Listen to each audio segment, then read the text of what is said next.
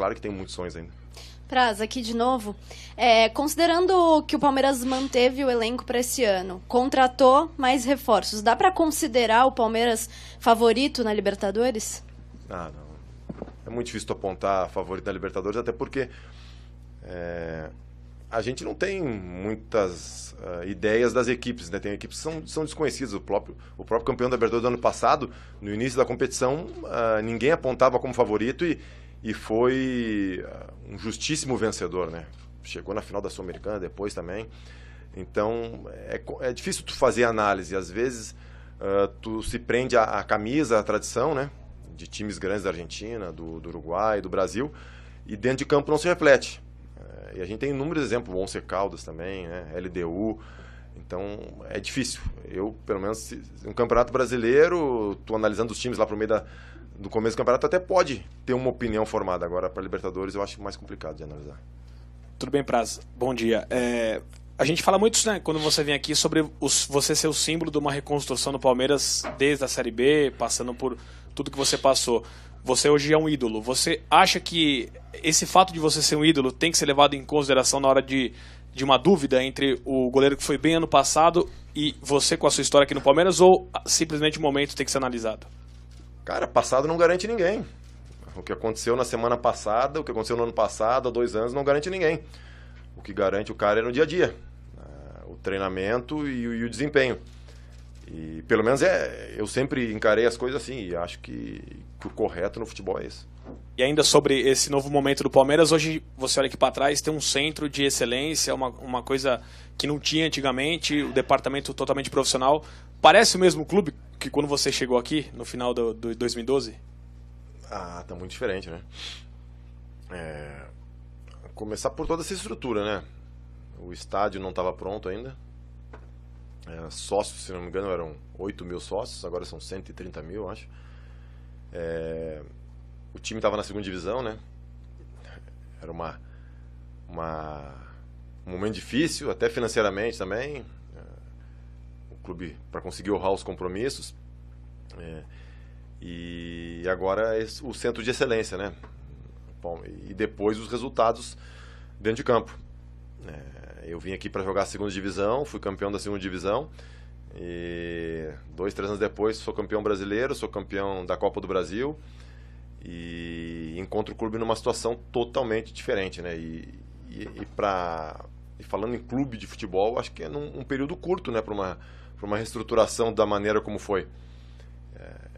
Eu acho que isso também, óbvio que os resultados dentro de campo são tudo reflexo, na minha opinião, de tudo que o clube tá fazendo nos bastidores também.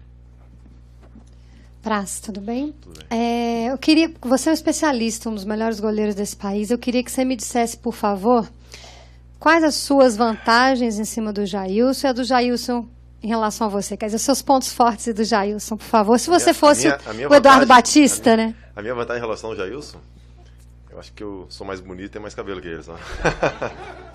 Tecnicamente, no gol. Não, isso não cabe a mim analisar. Isso cabe ao Oscar, ao Danilo, ao treinador. A mim cabe jogar e treinar e fazer o melhor possível para o Palmeiras e para ser escolhido para ser o número 1. Claro que porque vocês são companheiros de clube, não necessariamente você tem que ser amigo da pessoa. Como é que é a sua relação com o Jair? Vocês conversam muito entre vocês dois? Conversamos, é uma relação normal. A gente treina todo dia junto, a gente concentra junto. Então, a maior parte do tempo a gente tá junto. E goleiro é uma posição muito diferente, né? Porque a gente tem nosso treinador específico. Enquanto o pessoal tá todo trabalhando separado, a gente tá ali trabalhando junto. Mas não tem nada de diferente, de extraordinário. É uma relação normal de 2 companheiros de profissão, como qualquer outro. Praz, você disse que antes havia cobrança, né? Antes das conquistas, vieram as conquistas, gera uma expectativa. Começa o Paulista na semana que vem, você acha que o Palmeiras, com esses reforços que vieram, perdeu apenas o Jesus, aí perdeu poucas peças, o Palmeiras sai na frente dos adversários aí no Paulista ou não? Olha, na teoria sim, né? Mas é difícil se falar isso, né? Na teoria a gente tem um grupo montado do ano passado, O Santos também tem. O Santos manteve o treinador, a gente não manteve, a gente teve a troca de treinador. Então, o São Paulo está com um treinador novo, a gente não sabe o que vai acontecer, o que se pode esperar, não se conhece muito. Mas tratando-se dos 4 grandes, hoje eu acho que é difícil dizer que um ou outro está na frente. Cada um tem suas vantagens e desvantagens. Só aqui no centro. Já teve uma conversa específica nesse início de trabalho com o Eduardo sobre exatamente as metas durante o ano? Não. Quer dizer, a gente, com o grupo que o Palmeiras está montando, com a condição de trabalho que o Palmeiras está dando, eu particularmente acho que o Palmeiras não vai precisar priorizar nenhuma competição, diferente de alguns outros anos em que, por exemplo, 2013, a gente tinha um grupo muito curto, a gente tinha que priorizar uma ou outra competição. Hoje, da maneira como a gente montou, eu acho que seria desperdício de dinheiro a gente montar uma equipe dessas e estar priorizando uma ou outra competição. Até porque o nosso discurso é de que todo mundo tem condição de jogar, a competitividade é muito grande. Então, se não há diferença do titular para o reserva ou entre o grupo, não tem, acho, por que tu se preocupar em definir na pré-temporada ainda alguma prioridade em relação a competições. O clube entra muito forte na Libertadores, mas no ano passado caiu na fase de grupo. Qual a experiência vocês trazem dessa vivência do ano passado? Eu sempre falo, os clubes do Uruguai, Paraguai, Argentina, Colômbia têm uma vantagem em relação aos brasileiros, que é o número de disputas. É só tu ver, os times da Colômbia, Paraguai, Uruguai, Argentina têm um número de disputas de Libertadores muito maior que o brasileiro, porque o brasileiro a concorrência é maior. Muitas vezes um clube fica 2, 3, 4 anos sem jogar Libertadores e os clubes grandes desses outros países jogam praticamente todos os anos e jogam Libertadores e jogam a Sul-Americana. Então, sabem jogar competição, né? E na Libertadores não é o mesmo esporte, é futebol, mas tem algumas peculiaridades, né? Tanto na arbitragem como no modo das equipes se portarem. Então, eu acho que serviu para o Palmeiras aprender um pouquinho e, vamos dizer, não ter surpresas, né? Nada vai ser novo para a gente aqui em relação ao que aconteceu ano passado. Então, eu acho que a Libertadores é isso, é muito importante tu saber jogar e tu aprender a jogar.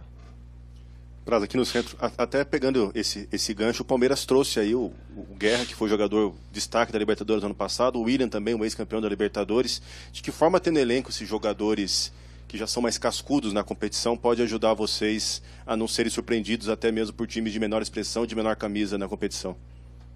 Primeiro é entender que camisa não significa nada, né? Eu acho que essa lição o cara nem precisa jogar Libertadores para saber. Basta o cara ter experiência no futebol, ter vivência, que ele sabe que as coisas se resumem ali dentro de campo e a camisa não influencia em nada.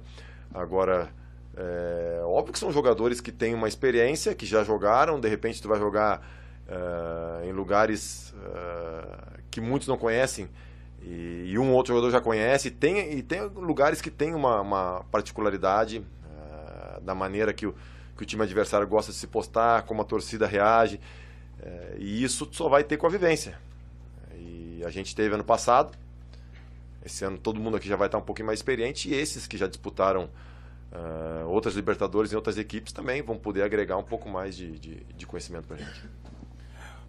Ô Praz, como é que foi para você lidar com essa ansiedade? Porque eu imagino que as férias passaram, né? Claro que é bom curtir com a família, mas você queria voltar ao trabalho para realmente engatar essa temporada diferente. Como é que foi para controlar a ansiedade? Como é que está sendo, né? Porque a partida oficial ainda não aconteceu, né? Eu te falar a verdade, durante o ano, apesar de eu ficar machucado, mas eu não tive... Muita gente pensa, ficou 4 meses parado, parece que ficou 4 meses em casa com a família, né? Pelo contrário. Muito pelo contrário, ficava muito mais aqui, não tinha folga, tratava todos os dias, 2 períodos, até quando o pessoal folgava, né? E então eu curti bastante as férias com a minha família. Óbvio que em alguns momentos tu fica ansioso para retornar ao trabalho, porque é uma rotina eu tô há 20 e poucos anos já nessa rotina, né? E a vontade também de vir para o campo e sentir que tu tá bem, né? Sentir que não tem mais dor, que não tem mais nenhum problema e que tu tá pronto de novo para jogar em alto nível como eu joguei nos outros anos. Agora, pra gente, né, pelo menos no futebol, dizem que a faixa mesmo não representa muita coisa. Representa porque o cara é o capitão, mas pode ter uma liderança sem essa faixa. O Dudu vai continuar com ela, né? Mas tem no campo você, tem o Zé Roberto. Como é que você lida com isso, o Dudu continuando como capitão? Você que já foi capitão aqui. Não, o Dudu deve estar muito honrado, porque é uma honra usar a faixa de capitão no Palmeiras, né?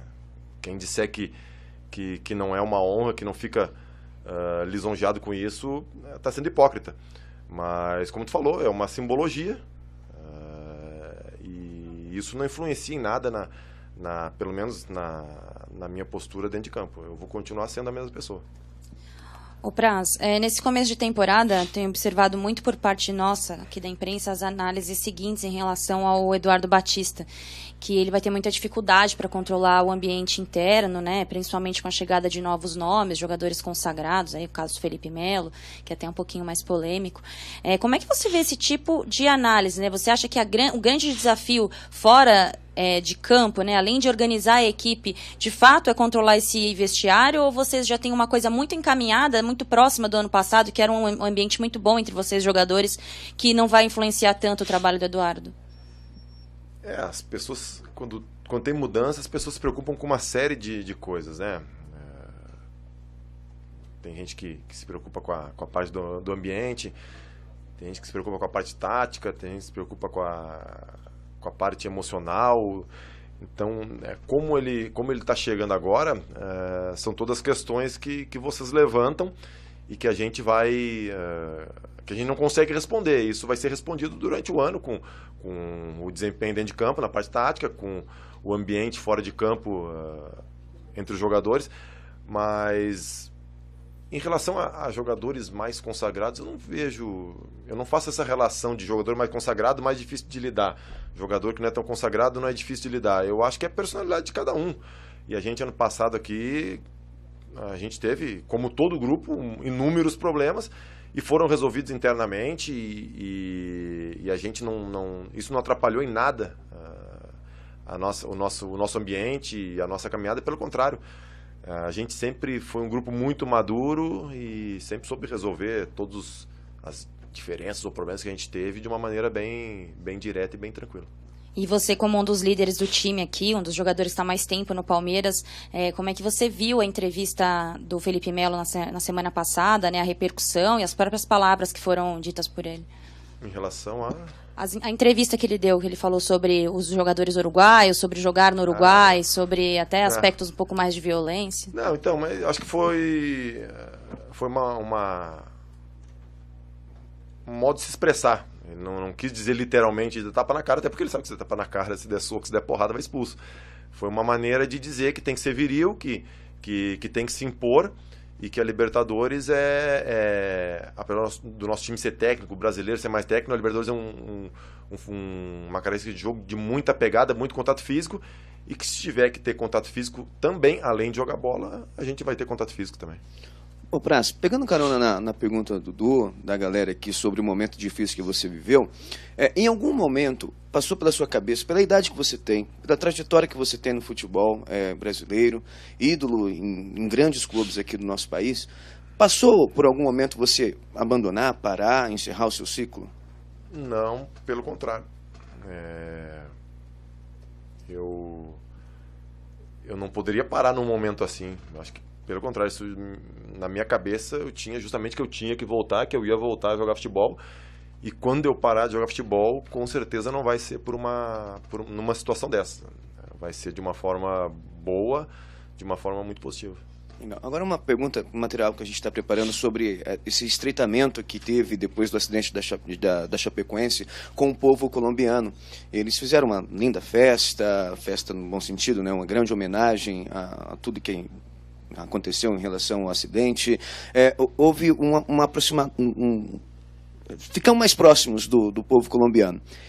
O Mina, ele é uma figura à parte dentro desse elenco do Palmeiras, ele é um cara diferenciado, vocês têm um tratamento diferenciado com o Mina pelo que ele é e também por tudo que representa hoje o povo colombiano em relação a nós brasileiros? Não. O Mina é uma pessoa especial pelo jeito dele, assim como o Barrios como o Guerra, como o William, como o Alexandro.